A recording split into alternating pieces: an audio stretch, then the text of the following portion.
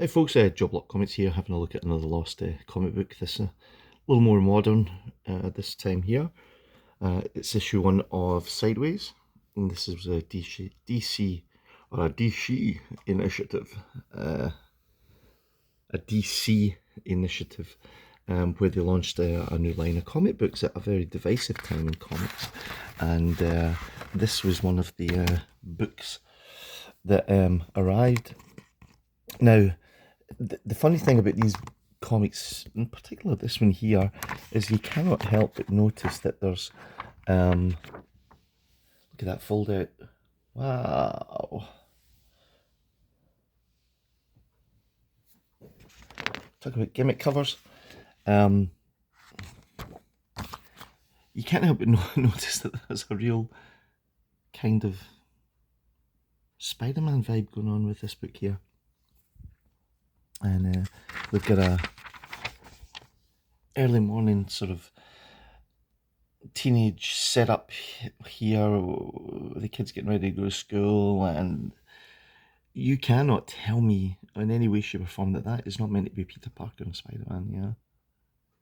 It's just, it seems so obvious, and yet I don't know if I really remember anybody making too big a deal of it, yeah? It felt like DC were trying to do Marvel, and this was their kind of Spider-Man story, and then they had a kind of Hulk character as well, and they had all these various different comics that seemed to parody Marvel heroes. There's an advert for relaunched Brave and the Bold. So you've got your sort of high school here, of course it's sort of updated.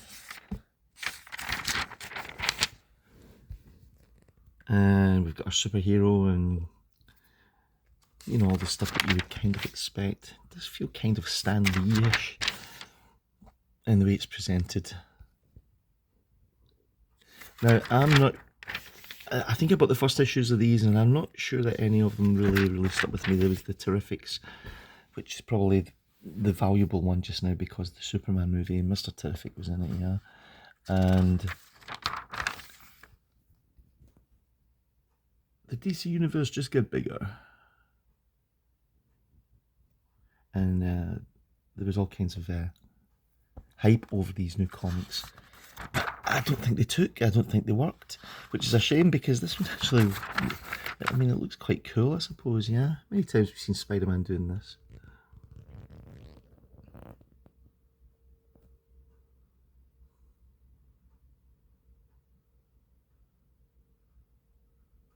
And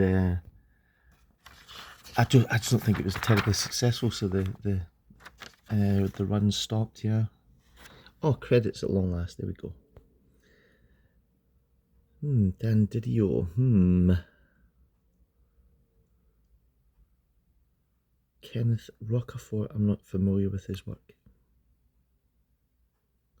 So there you go. If you're a fan of these books, let me know if you actually enjoyed these titles when they came out. I think Dark Knight's Metal was on the go as well at this time, yeah. And then Batman meets Jack the Ripper in Gotham by Gaslight, because why not?